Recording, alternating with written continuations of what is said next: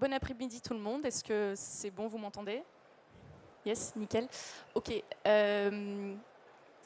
Ok, dites-moi, on a reçu des directives très précises sur les micros pour que bien vous nous entendez. Si jamais on oublie en cours de route, faites-nous un signe, un petit au secours et on prendra les bons réflexes. Bon après-midi, merci à tous de nous rejoindre pour cette conférence. Merci à nos 3 super intervenants aussi sur cette thématique. On va parler comment accélérer la croissance de ces restaurants, comment se structurer, quand se structurer, les pièges à éviter, les erreurs à éviter, et comment penser franchise aussi. Et du coup, peut-être avant de passer à la présentation, par curiosité, j'aimerais bien, je sais qu'on est après digestion ou en cours de digestion, mais j'aimerais bien savoir qui est restaurateur dans la salle, si vous pouvez lever la main. Ok, cool, ok, il y a du monde, c'est cool. Qui est franchisé aujourd'hui? Ah oui, ok. Qui se pose des questions sur la franchise aujourd'hui? Ok, ok, bah nickel, vous êtes à la bonne conférence, c'était là qu'il fallait venir. Et peut-être un peu plus niche, qui pense ou est en cours ou a déjà lancé son réseau de franchisés? Non? Ok, bon, très bien. Ok, ben on va parler de tous ces sujets aujourd'hui et j'ai la chance d'être accompagnée par 3 experts.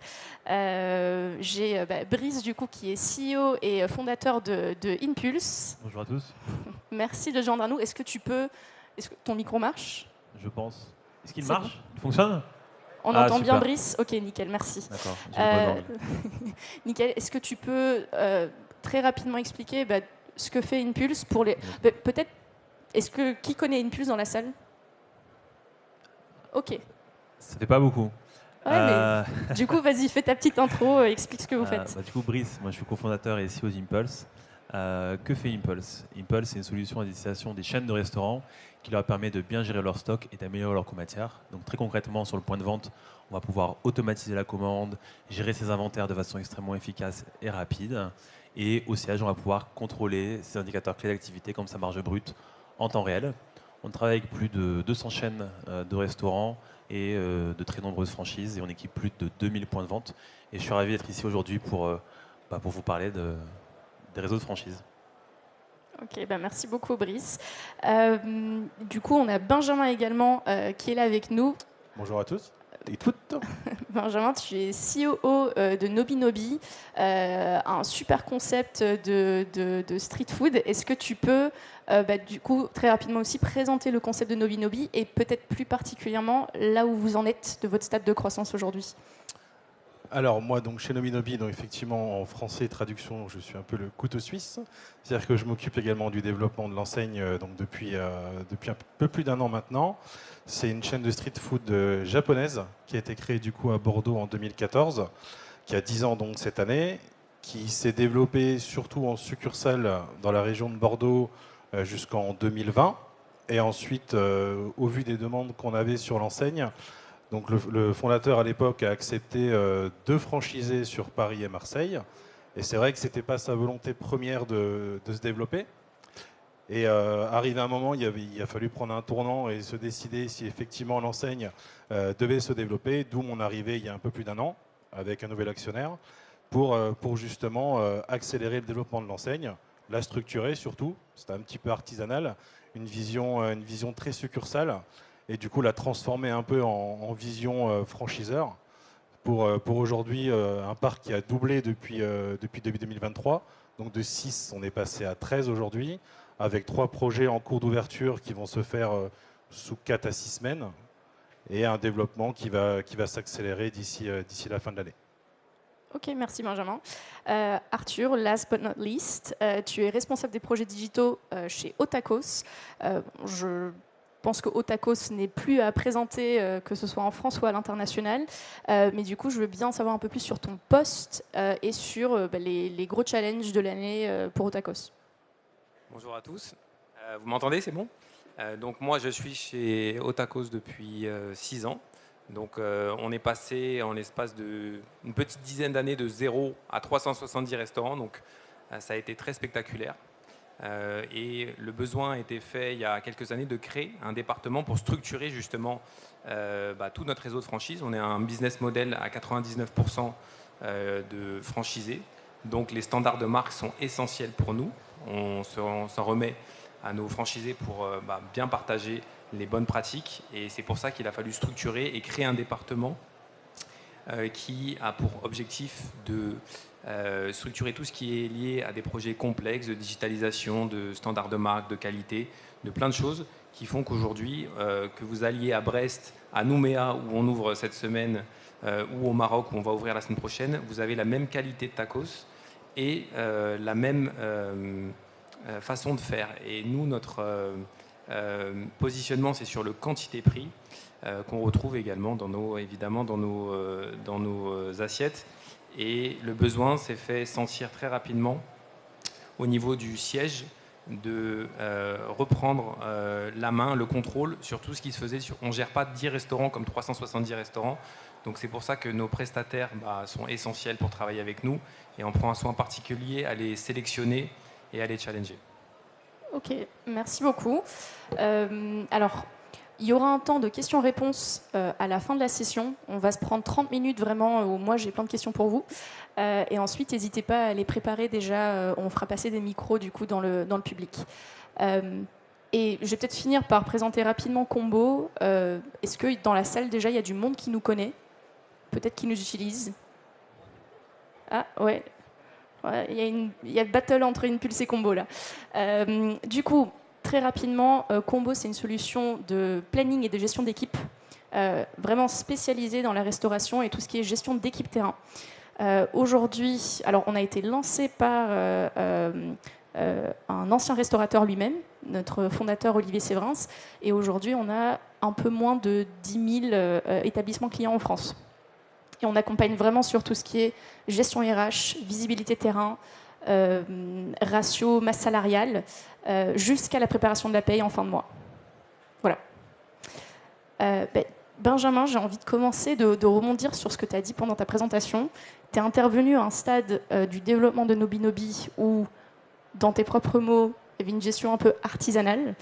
Du coup, dans ton poste, il y a vraiment cette volonté de structurer l'entreprise pour accompagner la croissance.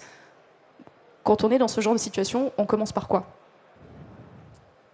On commence déjà par analyser un peu les outils de gestion qu'on a en place. Donc, en l'occurrence, on travaillait beaucoup avec des tableaux Excel. Donc, à la limite, bon, ça peut marcher sur 1, 2, 3, 4 restaurants. Après, effectivement, nous, notre métier en tant que franchiseur, c'est aussi d'amener des outils pour faciliter le quotidien du franchiseur ensuite. En fait, ce que je dis, ils avaient vraiment une vision très succursale. Donc, on gérait vraiment nos restaurants autour de Bordeaux. L'accompagnement franchisé à l'époque, c'était assez limité. On n'avait que 2 franchisés, qui plus est, qui connaissaient le fondateur. Donc, il y avait une facilité de contact qui était... Voilà, il n'y avait pas vraiment d'exigence de la part des franchisés. Après, l'avantage du concept, c'est qu'il était rodé. Ça, c'était le gros avantage. C'est un concept qui a aujourd'hui 10 ans, comme je l'ai dit. Donc au niveau des process, quelque chose qui est très calé. Maintenant, dans l'analyse, effectivement, que ce soit la gestion coûts, matières premières, productivité, RH, etc., il y avait pas mal de choses à mettre en place. Et ces outils, justement, qu'on a mis en place dès que je suis arrivé, c'est-à-dire il y a un peu plus d'1 an, nous ont permis en fait d'avoir une analyse plus fine de ce qu'on faisait au quotidien, quasiment, parce que l'avantage des logiciels, c'est qu'on pilotait au quotidien et pas attendre des fois 1 an de bilan pour se dire aïe, en marge on n'est pas bon, en démarque on n'est pas bon, en FP on n'est pas bon. Donc c'est vrai que l'avantage de ces outils, c'est qu'ils doivent permettre, et nous on a un rituel avec nos managers dans nos succursales notamment, où tous les soirs, ils nous envoient effectivement leur productivité, leurs pertes, et du coup on a effectivement une action immédiate des fois le lendemain. Si on a une baisse de clients, on a jeté trop, la prod elle est moins bonne parce qu'on n'a pas anticipé le fait qu'il pleuvait et que du coup nous à Bordeaux par exemple Sainte-Catherine quand il pleut on va faire moins 15, moins 20 parce que les gens ne se baladent pas et ça permet en fait de piloter vraiment, je dis pas en instantané parce qu'on peut pas dire à quelqu'un 5 minutes avant rentre chez toi j'ai pas besoin de toi, mais au moins d'anticiper à minima sur ces périodes un peu plus creuses une meilleure productivité. Ok, donc ce que j'entends, c'est les bons outils a priori pour avoir une visibilité sur les chiffres, pour vraiment pouvoir piloter son activité et anticiper aussi. Et du coup, le deuxième point que je retiens de ce que tu as dit, c'est les rituels Tu disais tous les soirs, du coup, il y a un point avec les gérants? Alors nous, on travaille beaucoup par WhatsApp avec Ok. nos managers. Donc j'ai un superviseur en fait sur Bordeaux qui gère nos 4 succursales. Ok. Où en fait on a des groupes WhatsApp par restaurant et il nous envoie en fait tous les soirs la productivité du restaurant. Et si on voit que pendant effectivement 1-2 jours la prod est moins bonne, le superviseur du coup, attention, l'activité est en baisse, parce qu'en fait on envoie les captures d'écran de combo justement, parce que nous on a une target prod par exemple à 80 € de l'heure. Si pendant 2 jours de suite ils sont à 60, 57, attention, c'est que l'activité elle a baissé, donc s'adapter aussi. Et ça permet en fait aux managers de prendre le réflexe d'adapter un peu leur planning à leur activité. Après, on peut aussi partir sur les heures modulatoires, etc. Mais bon, ça, c'est un autre débat. Mais en tout cas, ça permet d'agir tout de suite sur ce qui fait la rentabilité du restaurant. Ok, ok. Et ça, effectivement, c'est quelque chose que je vois chez nos clients, qu'ils aient un établissement, qu'ils en ont 200 comme certains. C'est vraiment déjà de commencer, de prendre en main la data. Je pense qu'on en reparlera, Brice, parce que c'est un gros sujet chez Impulse aussi. Arthur, côté Autocos, la croissance a été explosive. Quels ont été les milestones, vraiment les moments charnières où vous vous êtes dit, là, il faut qu'on structure, que ce soit par les outils, les rituels, je ne sais pas d'ailleurs par quoi vous avez commencé. En fait, quand on s'est fait racheter il y a 7-8 ans, on avait une dizaine de prestataires, dont certains qui sont ici, je ne donnerai pas les noms, dont on s'est très vite séparés, parce qu'on s'est rendu compte qu'ils n'arrivaient pas à nous accompagner, que ce soit au niveau du support, que ce soit au niveau des flots opérationnels, que ce soit au niveau de pas mal de paramètres opérationnels. Et il y a vraiment à boire et à manger dans l'univers foodtech. Et ça a beaucoup évolué en 10 ans, mais on s'est d'abord reconcentré sur bien définir notre besoin et ensuite sélectionner très méticuleusement les prestataires avec qui on travaillait. Nous, on les passe tous sur le grill, si je puis dire, les prestataires. Brice en sait quelque chose. On ne donne pas un chèque en blanc à un prestataire. On va tout de suite le faire passer dans ce qu'on appelle, nous, une phase ambassadeur, où on va prendre un échantillon très représentatif avec de très bons franchisés, des moyens et des pas très bons opérationnellement, pour vérifier que l'outil soit adapté aux besoins. Et nous, on les marque aussi à la culotte, c'est-à-dire que toutes les semaines, jusqu'à une phase où on estime de confort, on fait ce qu'on appelle des weekly avec eux pour rectifier ce qui ne va pas. Et c'est au bout de plusieurs mois, quand on est parfaitement sûr de l'outil qui répond à nos besoins, après plusieurs correctifs, qu'on déploie sur le réseau, qu'on met obligatoire en manuel opératoire, contrat de franchise et DIP. Mais c'est tout un process qui nous fait aboutir à une sélection très rigoureuse des franchisés. Et pour répondre à ta question, on s'est aperçu qu'on en avait besoin parce que tout simplement, les KPIs opérationnels, le coût denrée, le coût de masse salariale, beaucoup de KPIs très opérationnels, on n'arrivait pas à les avoir de façon simple en dehors des bilans annuels de fin d'année ou ce genre de choses. Donc on avait besoin de reprendre le contrôle aussi rapidement. Donc c'est via des prestataires qui peuvent nous accompagner et uniquement cela. Donc l'univers foodtech a bien changé en 10 ans et maintenant on est beaucoup plus attentif au niveau des cahiers des charges et de l'accompagnement de nos franchisés dans le support qu'on peut nous proposer parmi les prestataires. Ok, merci beaucoup Arthur, je trouve ça hyper intéressant le côté passer sur le grill ces prestataires et ne pas vraiment bien réfléchir quel est le besoin des équipes, quel est le besoin des franchisés aussi. Brice, toi, ton côté, tu parles avec des entrepreneurs, des restaurateurs tous les jours, qui sont à des degrés de croissance différents. Est-ce qu'il y a vraiment un point où tu dis, c'est à ce moment-là qu'il faut mettre en place un outil comme Impulse, qu'on passe vraiment à côté de quelque chose? Est-ce qu'il y a un nombre minimum de restaurants, d'employés, j'en sais rien? Je pense que quand on se pose la question d'implémenter en tout cas un logiciel comme Impulse, en général, ça vient d'une sorte de point d'inflexion où on passe un cap, c'est-à-dire ça peut être un cap, par exemple, on commence à avoir un volume d'achat suffisamment important, on commence à dépasser un certain nombre de restos, on a besoin de centraliser les données, et c'est en général à ce moment-là que ça intervient. Donc ça peut se faire en fait à plusieurs phases. En général, on va avoir des réseaux, par exemple, Tricsucursalis, c'est à partir du moment où ils commencent à avoir 10-15 points de vente, et parfois en fait, des réseaux en franchise arrivent à vivre jusqu'à une centaine de points de vente sans avoir en fait un outil de gestion centralisé. Mais le fait est que les chaînes ont besoin en fait, de pouvoir centraliser les datas. Déjà pour avoir des référentiels en fait, communs. Quand on parle de data, en tout cas dans le cas d'Impulse, ça va être des fiches techniques qui vont être bien sûr standardisées. On se rend compte que même sur des réseaux, lorsqu'elles n'ont pas été informatisées, les fiches techniques peuvent être un peu différentes sur les différents points de vente. D'avoir une base achat en fait, unique, avec des prix uniques ou différenciés en, fait, en fonction des régions et des franchises, ça c'est la data en fait, qui est clé. C'est ce qui conditionne bien sûr la pérennité et la rentabilité du business à long terme.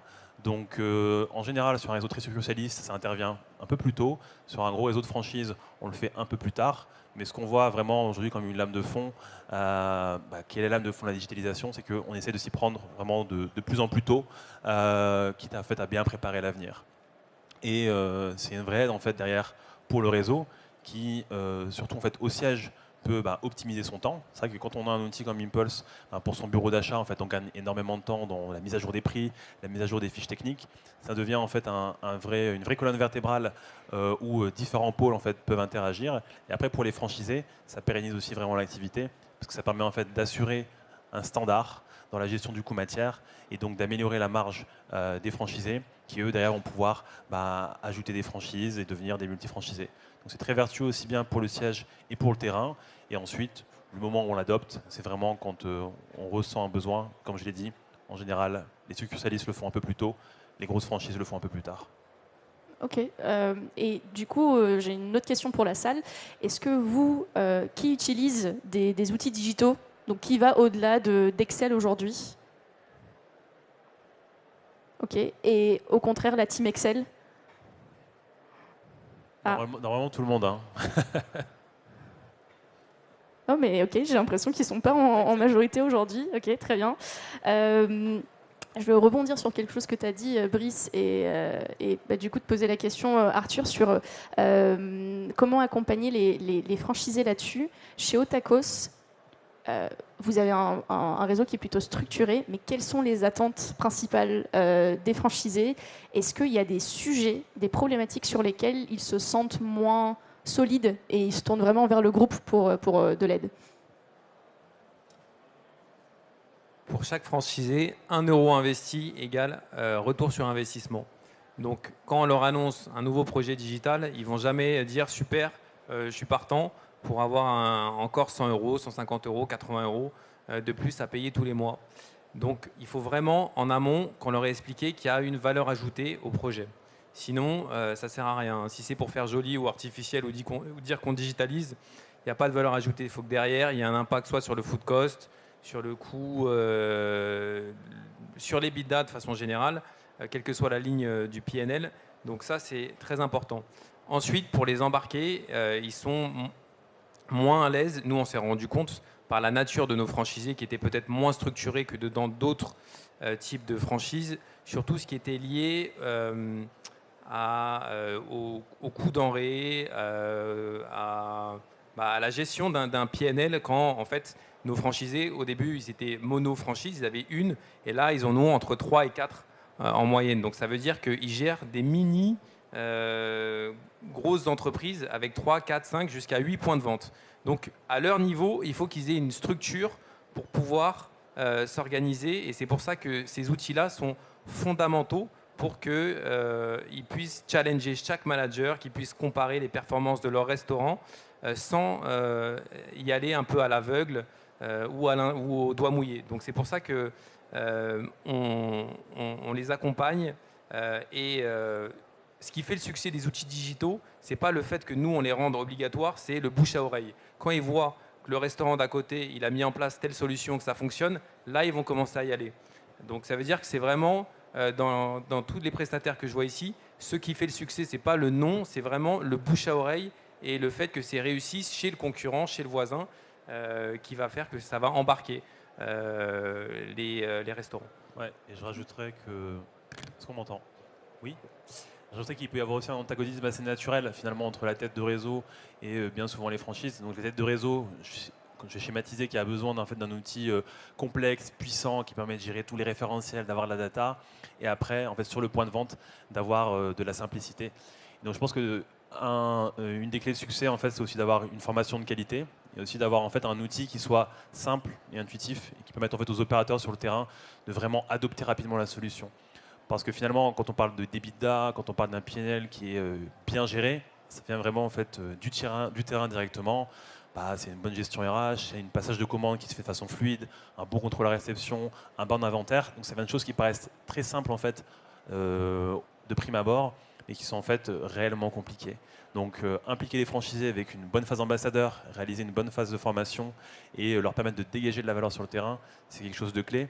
Et parfois mettre ça plus en valeur, ou en tout cas comme première valeur, c'est important, versus peut-être le gain qu'on peut avoir au siège. Toujours privilégier les franchisés et le terrain, parce que c'est de là que vient la performance du réseau. Okay. Et Benjamin? Non, c'est important ce qu'il dit Arthur, en fait, parce que j'imagine le travail que c'est de passer 370 restos quand on change de prestataire. C'est aussi pour ça que moi j'ai mon expérience d'avant aussi, où je gérais un réseau, on est passé de 1 à 30 en moins de 2 ans. C'est hyper compliqué, et c'est pour ça que quand je suis arrivé chez Nominobi, la première chose que je me suis dit, c'est il faut que je mette tout de suite les outils en place. Comme ça, quand je vais me développer, alors, le but c'est de trouver les bons outils. À date, ça va. Et c'est de se dire, voilà, on se développe avec les outils déjà en place. Nous, ils sont imposés les outils, franchisés, mais en toute transparence. Et c'est effectivement, Arthur il a raison, c'est de leur expliquer le ROI derrière. En fait, c'est ça qui est important. Comme il dit, un franchisé qui investit 1 euro, il veut comprendre pourquoi il investit 1 euro. Et c'est vraiment de lui expliquer. Et c'est là-dessus aussi, c'est votre rôle qui est très bien fait. C'est aussi la formation qui est importante, leur expliquer ce que ça leur amène en valeur ajoutée, le temps que ça leur libère aussi sur beaucoup de choses, sur des tâches, pour qu'ils puissent se consacrer à autre chose et s'occuper de leurs clients sur le terrain. Parce qu'au final, l'opérationnel, c'est la priorité, que de passer des fois 2, 3, 4, 5 heures à faire des plannings. Donc voilà. Okay. Et j'aimerais aussi retourner un peu la question parce qu'on s'est beaucoup focus sur vous, ce que les franchisés finalement attendent des enseignes. Vous, à l'inverse, alors là, ma question s'adresse à tous les deux. Quelles sont vos attentes envers les franchisés? On parlait d'adoption d'outils, on parlait de données. Quels sont vos prios là-dessus? Alors, moi, ce que j'attends surtout d'un franchisé, c'est qu'il respecte l'image de la marque. Ça, c'est prioritaire pour nous. C'est-à-dire qu'à partir du moment où on signe un contrat de franchise, c'est un mariage. Et il y a des procédures, il y a un savoir-faire qui est transmis. Il y a beaucoup de choses qui sont aussi flexibles quand on a un jeune réseau comme le nôtre, mais qu'on rend de moins en moins flexible plus on grandit, parce qu'on n'a plus non plus l'opportunité de laisser autant de flexibilité aux franchisés. Et par exemple Nous, aujourd'hui, à date, donc, le concept, il y a des choses que l'on impose, tout ce qui est mobilier, charte, etc. Mais comparativement à d'autres réseaux, on va être plus flexible sur d'autres fournisseurs comme la cuisine. Par exemple, nous, à date, on n'a pas volonté à imposer le matériel. On a des fiches techniques, on a des caractéristiques techniques. Mais je sais que nous, à date, sur Nominobi, sur les 6 qu'on a fait l'année dernière, j'ai 5 fournisseurs de cuisine différents. Parce qu'on est encore une jeune enseigne. On essaye aussi, nous, notre objectif, c'est d'ouvrir aussi de limiter le capex du franchisé au maximum. Alors, sans faire n'importe quoi, parce que le contexte bancaire à date, il est extrêmement compliqué. C'est pas celui d'il y a 5 ans, quand on était dans une expansion de franchise à 10-15 ouvertures par jour sur le cumul d'enseignes. Donc voilà, nous, notre objectif, c'est que le franchisé ouvre son restaurant dans un budget à respecter. Donc on l'aide aussi sur cette partie négociation, mais on lui laisse cette liberté de choisir aussi ses prestataires en local. Moi, je compléterais Benjamin là-dessus. En l'espace de 4 ans, l'univers a complètement changé. Je vois chez Otakos, maintenant on a des restaurants qui sont 100% digitaux. Il n'y a plus personne en caisse. On a des solutions digitales, des click and collect, des bornes, choses qu'on n'avait absolument pas avant. Donc oui, Benjamin, c'est le savoir-faire, c'est fondamental, mais accompagner l'évolution du savoir-faire, parce que les chartes graphiques, l'innovation produit, digitale, ça évolue tout le temps. Si vous ne changez rien, vous êtes sûr d'être coulé dans 2-3 ans par rapport à la concurrence. Donc c'est surtout faire comprendre aux franchisés que s'il ne suit pas l'évolution du savoir-faire, c'est une balle décisive pour la concurrence ou pour son voisin qui est en face. Donc là-dessus, il n'y a pas de débat à avoir. L'évolution du savoir-faire doit être maîtrisée et comprise par tous. C'est comme ça qu'on fait de la croissance et qu'on évolue, parce que dans ce métier-là, il n'y a pas de place à faire du surplace. Il faut en permanence se remettre en question, innover et savoir faire évoluer son savoir-faire. Et savoir-faire, je remarque, du coup, tu inclus là-dedans tout ce qui est gestion du digital, les outils à mettre en place. C'est fondamentaux. Nous, entre le delivery, Uber, Deliveroo, le click and collect, le kiosque, on est sur des parts de marché qui sont très très significatives, largement au-dessus de 50%. Donc ça veut dire que si vous ne maîtrisez pas correctement comment fonctionne, vous n'avez pas une baie de brassage qui est correcte dans votre restaurant, vous n'avez pas les bonnes solutions pour intégrer les ventes des plateformes de delivery, si vos kiosques sont mal connectés, votre terminal de paiement fonctionne pas correctement parce que vous avez choisi votre propre prestataire qui n'est pas référencé, tout ça mis bout à bout, ça va faire que votre restaurant ne va pas fonctionner correctement ou à pleine puissance de ce qu'il pourrait dégager. Donc nous, quand on référence, c'est qu'on est sûr de nous et sûr de l'impact que ça peut avoir au niveau des sales. Et c'est important de suivre ce savoir-faire-là, et ça fait partie du savoir-faire comme les opérations. Maintenant, le digital, c'est rentré partout, aussi bien en front, avec les click and collect, les kiosques, qu'en back-office, des solutions comme la vôtre, comme celle de Brice, qui permettent de structurer un réseau et, in fine, de faire de la croissance. Sans ça, on ne peut pas développer le modèle et faire de la croissance. Et Benjamin, tu disais que dans votre groupe WhatsApp avec les franchisés, c'est un truc qui m'est resté là. Dans le groupe WhatsApp, le soir, vous envoyez les screenshots combo. Alors, là, je parle succursale, mes managers en succursale. Je ne demande pas à mes franchisés de m'envoyer leur prod tous les jours. Par contre, l'animateur réseau, il a un devoir de business review régulier avec les franchisés. Alors, à date, j'en ai que 2 qui n'utilisent pas Combo, des historiques, toujours les plus compliqués à convertir, on va dire. Mais il y a un échange en fait entre l'animateur réseau de franchise et le franchisé. En fait, on n'est pas là pour contrôler ce qu'ils font. Pas du tout. C'est un rôle de conseil. Mon animateur réseau, quand il va chez le franchisé, voilà, c'est vraiment un débrief avec le manager ou avec le franchisé. Ça montre-moi un peu, on ne va pas jusqu'à demander son PNL. Après, s'il veut nous le donner et qu'on regarde ensemble, il n'y a pas de sujet. Mais c'est vraiment d'analyser si ses achats sont bien tenus, si sa prod elle est bien tenue. Parce que si le franchisé demain nous reproche en me disant hey, mon garçon, ton modèle économique ne tient pas la route, il faut quand même que je puisse avoir des billes pour lui expliquer pourquoi il ne tient pas la route. C'est peut-être de sa faute. Alors, généralement, c'est parce qu'il y a aussi une méconnaissance aussi de ce côté-là. Et c'est à nous de l'accompagner sur beaucoup de points. Souvent, il y en a qui confondent beaucoup de lignes. Donc voilà, donc notre métier, c'est aussi les accompagner. Mais on a aussi un groupe WhatsApp avec chaque franchisé dans lequel il y a moi, du coup, l'animateur réseau et le responsable IT. En fait, ça nous permet d'avoir une réactivité assez forte sur les problématiques, que ce soit du logiciel, de mise à jour de prix, d'achat, qui des fois ne remontent mal. Ok, parce que du coup, nous, avec nos clients combo, au-delà de leur permettre de gagner du temps sur la création de leur planning, leur gestion RH, il y a beaucoup cette notion aussi de suivi et de pilotage de la masse salariale, qui est clé surtout dans un contexte d'inflation, de pénurie de personnel. Et du coup, nous, c'est vraiment taux de productivité horaire, ratio de masse salariale. Tu en parlais déjà, Benjamin. Brice, je te regarde, tu es le garant un peu data de ce panel au vu de ce que fait Impulse. Quels sont, dans ce que tu vois, toi, les ratios clés que suivent vos clients grâce à Impulse?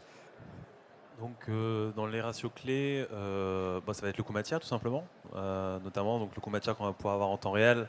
On va également pouvoir en fait, suivre les écarts de conso, et ce sur chacun des produits. Donc en fait, on va avoir un contrôle de gestion automatisé sur le coût matière. Ça fait gagner en fait, énormément de temps. Et j'ai envie de dire, ça va créer aussi un espace de discussion en fait, entre le terrain, entre le franchisé et en fait, son responsable régional, par exemple. Et pour faire suite en fait, à ce que disait Arthur, en fait, la capacité aussi d'adaptation, je pense que le digital permet d'avoir cette capacité d'adaptation parce qu'il faut voir en fait, un réseau de franchises un petit peu comme une multitude en fait, de connaissances qui peuvent être éparpillées. Le fait aussi d'avoir un outil qui centralise certains grands thèmes, comme par exemple la partie RH ou la partie en fait, coût matière, permet en quelque sorte de cristalliser l'intelligence collective dans un même outil et de pouvoir faire bénéficier en fait, l'ensemble du réseau. Et ensuite, le fait de pouvoir tenir cette intelligence collective au sein d'un même outil, ça permet après très facilement de pouvoir changer les process, mettre en place un nouveau process d'inventaire, mettre en place un nouveau process de commande et changer les choses. Donc la digitalisation permet de capter cette connaissance, de la rendre disponible à tout le monde. C'est comme ça qu'on homogénise un process et ça rend en fait derrière aussi beaucoup plus facile la transformation d'un réseau quand il va falloir le faire. C'est le cas par exemple pour la gestion stock, mais c'est le cas aussi pour le RH et c'est le cas aussi pour les bandes de commandes. On peut comme ça en un clic peut-être changer un chemin utilisateur sur la borne et communiquer très facilement avec son franchisé. Donc la digitalisation permet ça aussi et donc c'est un formidable outil pour les transformations présentes mais aussi à venir.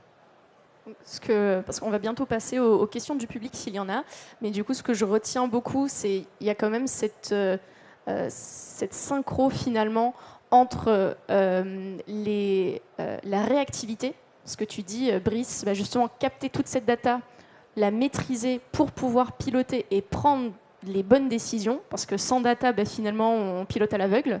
Et de ce que vous disiez, Benjamin et Arthur aussi, il y a ce côté anticiper au maximum. Parce que quand la croissance va arriver, je pense que c'était quand on préparait cette conférence, Arthur, toi tu parlais de crise de la croissance qui intervient, d'ailleurs tu peux peut-être en dire un peu plus, qui intervient à un certain stade de développement et où pour éviter que ce soit que ce soit douloureux finalement, d'anticiper, de mettre en place les bons produits. Les bonnes solutions. Exactement, parce que c'est vrai que quand un réseau se développe, on privilégie d'abord tout ce qui est lié au marketing, aux opérations, mais tous ces outils-là qui sont un peu back-office, on n'y pense pas spontanément. Et nous, je sais que quand on a été racheté par un fonds, un family office, ça a tout de suite été, dans les premières analyses qui ont été faites, des besoins qui ont été identifiés. Et on avait vraiment besoin de reprendre la main sur notre réseau parce que nos franchisés, ils avaient éventuellement les bilans de fin d'année qu'on pouvait étudier. Au mieux, ils faisaient un inventaire mensuel par mois sur lesquels on pouvait travailler, mais ce n'était pas fait du tout de façon optimisée. Donc ça veut dire qu'on était incapable, autrement que de façon théorique, de suivre leur évolution de KPIs type coût denrée ou autre.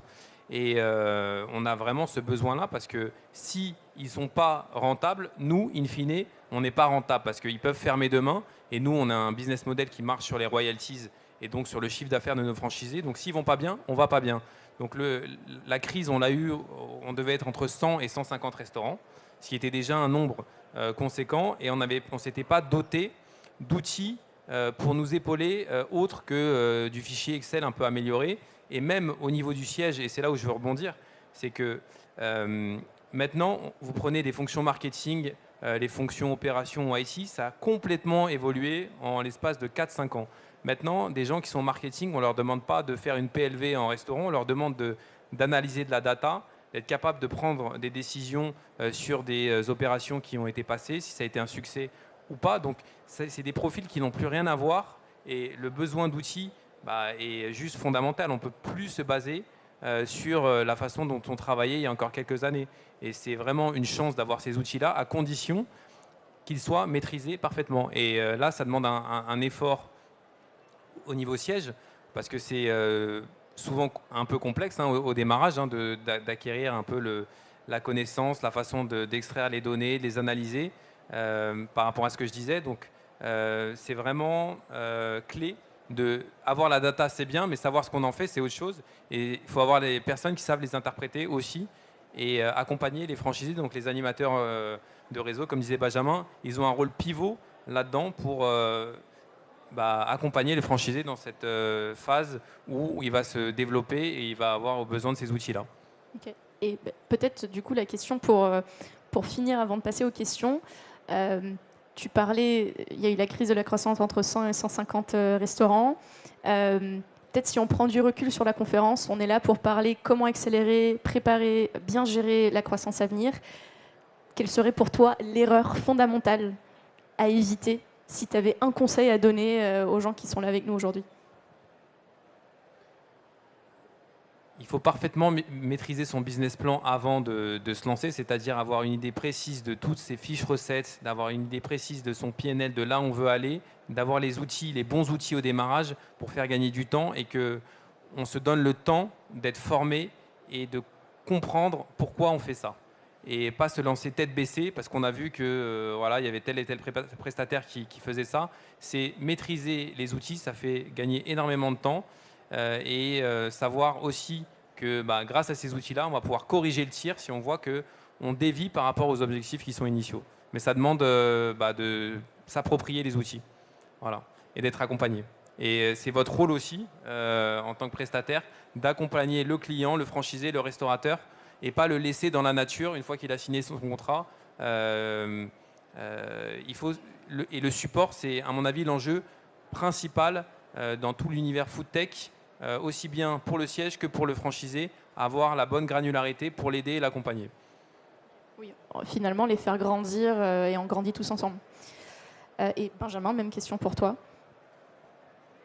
D'un point de vue franchiseur, sortant du salon de la franchise, j'ai envie de dire bien sélectionner ses candidats, les emplacements, ne pas prendre, comme on dit, le tout venant. On est toujours un peu excité quand on reçoit 30-40 candidatures, on se dit ça y est, c'est parti, mais il y a beaucoup de travail d'analyse derrière, et pour le franchiseur, c'est important de ne pas se tromper aussi sur les candidats à choisir. Pour le franchisé, je dirais, on est souvent aveuglé en fait par... j'ai toujours la question, des fois c'est combien tu fais en CA? Voilà, ça c'est la question qu'on me pose en premier. Nous on a 13 restos, ça va de 580 hors taxe à 1,8 million. Voilà. Donc mon CA, ça dépend, mais surtout vous franchisez d'analyser la rentabilité en fait du business model de l'enseigne, parce qu'on peut être plus rentable à 580 000 que des fois 1,2 million. Donc en fait c'est surtout ne pas se laisser biaiser par des chiffres, savoir comment travaille l'enseigne, comment elle est outillée, comment elle vous accompagne, comment elle vous aide, et surtout analyser le business model. Voilà. Et Brice, je te posais la même question. Si tu avais un conseil à donner, ou peut-être une question que tu aimerais que tes clients ou tes prospects te posent quand tu les rencontres. Moi, non, au-delà du prix, mais nous on parle pas de prix, on parle de ROI. Hein, c'est comme ça qu'on voit Impulse. Non, je pense qu'un des sujets clés, en tout cas pour les acteurs de la restauration, c'est qu'en général, ils ont la digitalisation est un sujet assez récent. Donc leur capacité, en tout cas, à gérer des projets IT, à implémenter des logiciels, je pèse mes mots, peut parfois être assez limitée. Et donc on remarque que parfois leurs ambitions sont un peu excessives. Et ce que je leur dirais, en fait, c'est déjà de leur côté de bien dimensionner, d'accord, la charge de chaque projet, et surtout de questionner, d'accord, leur prestataire sur la charge nécessaire en interne qu'il va falloir allouer pour implémenter le logiciel, que ce soit dans la phase de configuration, la phase après de rollout, donc de déploiement du logiciel, et après la phase de suivi. C'est un sujet extrêmement important parce que ça conditionne en fait le succès du déploiement, et parfois ça tient juste à ça, le fait d'avoir pas assez de ressources au siège, tout simplement. Donc oui, la question de la charge et de la gestion de projet pour tout franchisé ou franchiseur qui veut se doter d'une solution telle que Impulse, Combo ou autre, c'est une bonne question en tout cas à poser à son futur prestat. Je te rejoins à 1000% sur le sujet. Nous, chez Combo, et quel que soit votre niveau de développement finalement, très souvent, nos clients viennent nous voir pour nous dire « Ah, vous nous avez fait gagner énormément de temps. Et maintenant, on maîtrise notre ratio de masse salariale. » Et finalement, quand je leur demande, c'est mon rôle au marketing, de leur demander « Ok, mais c'était comment l'avant? Vous passez combien de temps dessus? Vous avez vraiment gagné quoi avec Combo ?» Souvent, on nous dit « Ah ben, je sais pas, je le traquais pas, je le comptais pas. » Et je pense que pour en revenir à ton point, Arthur, de bien challenger, de bien définir son besoin, tout passe déjà par comprendre aujourd'hui qu'est-ce qui fait mal, qu'est-ce qui nous ralentit, pour ensuite pouvoir faire les bons choix et activer les bonnes solutions et vraiment, pour le coup, traquer le ROI qui en découle. On a beaucoup parlé. Merci beaucoup pour vos réponses. Est-ce qu'il y a des questions dans la salle? Je pense qu'on peut peut-être faire passer un micro. Est-ce que vous avez des questions que vous voulez nous poser? Alors, oui. Je vais peut-être venir, sinon je vais vous filer mon micro. Merci beaucoup. J'aurais une question peut-être plus pour Benjamin ou Arthur. En tant que franchiseur, quel est aujourd'hui le plus gros challenge ou défi ou peut-être défaut du modèle franchise que vous voyez?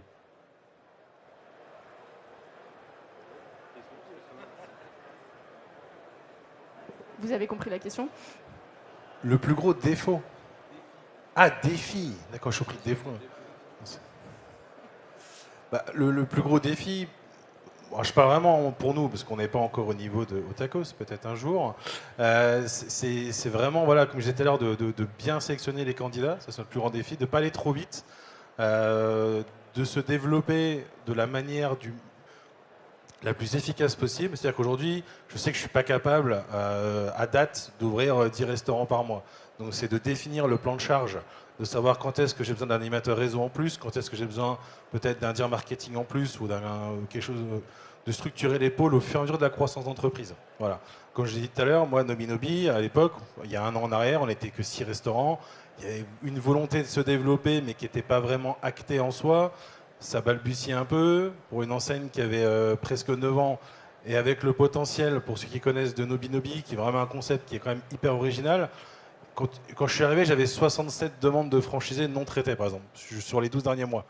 Parce que le fondateur n'avait pas cette volonté de se développer. Et le plus grand défi pour nous, ça a été vraiment de se structurer en amont pour préparer justement nos premiers franchisés. À part les 2 qu'on avait déjà.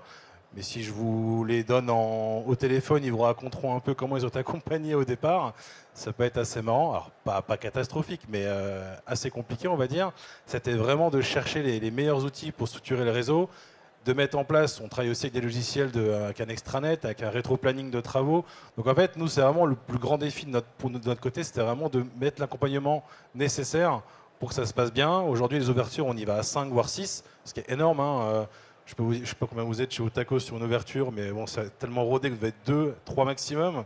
2. Aujourd'hui, on est un jeune réseau et on ne veut pas que nos premiers franchisés se plantent. Donc on met vraiment des moyens limites au-delà de ce qu'on devrait mettre presque à l'avenir pour que justement ces ouvertures se passent bien. Mais notre plus grand défi, nous, c'est vraiment d'avoir un accompagnement aujourd'hui, on va dire plus que personnalisé. On passe beaucoup de temps parce qu'on ne veut pas se tromper, justement. Je ne dis pas que quand on sera à 20, 30, peut-être 40 un jour, on sera déjà peut-être plus rodé, mais aujourd'hui, on met beaucoup d'énergie dans ce développement et dans l'accompagnement vraiment du franchisé. Moi, je dirais que pour nous, c'est se réinventer, c'est-à-dire qu'il faut en permanence innover, c'est ce que je disais tout à l'heure, la charte graphique, les produits, l'expérience en restaurant et faire aussi accompagner le réseau, c'est-à-dire que 370 restaurants, ils ne vont pas tous à la même vitesse et on a une image de marque, des standards de marque à appliquer à tout le monde. Donc, c'est faire convertir l'intégralité des franchisés là-dessus. Et je terminerai sur la sécurité alimentaire. Hein. Vous savez tous qu'il suffit une seule fois d'un seul scandale pour tuer une chaîne de restauration ou alors la blesser très grièvement. Donc on est extrêmement attentif au niveau de la sécurité alimentaire aussi et on ne laisse rien passer. Et ça, c'est un énorme challenge, mais pour toutes les structures de restauration. Hein. Mais ça peut tuer une enseigne. Donc on est très très attentif, on ne laisse rien passer. Oui, et sur cette thématique, on a d'ailleurs nos copains Octopus HACCP, pour ceux qui les connaissent. On a une conférence avec eux, un webinaire la semaine prochaine sur justement méthode HACCP, inspection hygiène, les affichages obligatoires et RH. Donc si jamais ça vous intéresse, vous pouvez retrouver la conférence aussi. Est-ce qu'il y a d'autres questions ? Non ? Ok, super. Je pense que vous avez été hyper convaincant. Merci beaucoup pour tout ce que vous avez partagé. Merci à tous. Merci pour votre présence. Pour info, du coup, on est au stand E14, juste à l'entrée. Impulse, vous êtes pas loin, vous êtes stand E28. Stand E28 aussi. Si vous sortez et que vous voulez justement en savoir plus sur les thématiques dont on a discuté, on a des guides sur notre stand, on a des choses qu'on peut vous partager, on peut vous montrer aussi comment marchent les solutions, donc n'hésitez pas à passer sur notre stand. Et je pense qu'il y a aussi une partie de nos équipes dehors avec quelques guides qui peuvent vous partager aussi. Donc voilà, j'espère vous y croiser sur le prochain jour. Bon salon à tous, merci.